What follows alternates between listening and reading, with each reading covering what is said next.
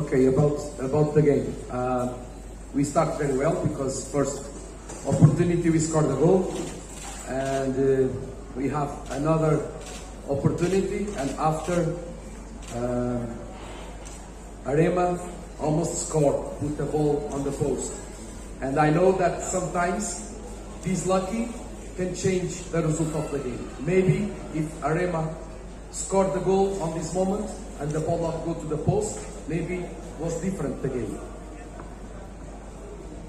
Kita memulainya dengan baik dan kita memang mengambil keuntungan secara penuh dengan memang memanfaatkan peluang pertama kita, dan setelah itu kita memiliki peluang lagi. Arema memiliki peluang besar, yaitu dengan terkena mister kita. Jadi andaikan gol peluang tersebut memang terkonversi ke gol, mungkin pertandingan akan berjalan dengan berbeda. We have another chances. Some balls. I remember one front of me for our striker. He parked when was the pass behind the middle line, and the referee put offside. Behind middle line there is no offside.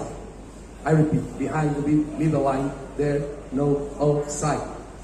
Everybody have mistakes. Sometimes the players, sometimes the coaches. Today, unfortunately, was the referee.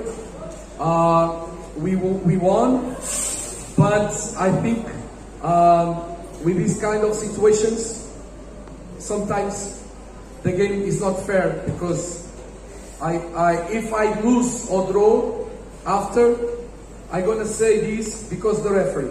But we won, and I am speaking. Everybody can make mistakes, coaches, players, and referees. But today, if Indonesia have VAR, you're going to see many mistakes. Dan setelah itu kita memiliki beberapa peluang lagi, dan terkhusus kepada peluang di mana wasit menganulir peluang kita tersebut dengan menganggap bahwa penyerang kita melakukan lari yang offside, dan wasit menganulir peluang kita tersebut dengan menganggap bahwa penyerang kita melakukan lari yang offside, dan ternyata pemain ini lari dari belakang pertahanan atau garis pertahanan lawan. Dan saya tekankan sekali lagi bahwa dia melakukan lari dari garis terakhir pertahanan lawan, pertahanan Arema. Ya, siapapun bisa membuat kesalahan, pelatih bisa membuat kesalahan, wasit bisa membuat kesalahan misalnya. Tapi pada saat kita menang begini, kalian akan bilang, oh, pada saat contoh kalau misalnya tadi kita draw atau kalah, kalian akan bilang, oh, ini coach terlalu banyak bicaranya. Tidak, kita menang pun kita bisa lihat bahwa banyak kesalahan yang terjadi yang dilakukan oleh orang-orang. Kalau misalnya Indonesia memiliki VAR, akan bisa terlihat jelas katanya di mana hal-hal yang perlu kita tingkatkan. On the second half, we speak on half time. Try more to make offensive transitions. We got our chances. Inside of the box, I remember at least 3 that we can, if we got better decision making, we can score.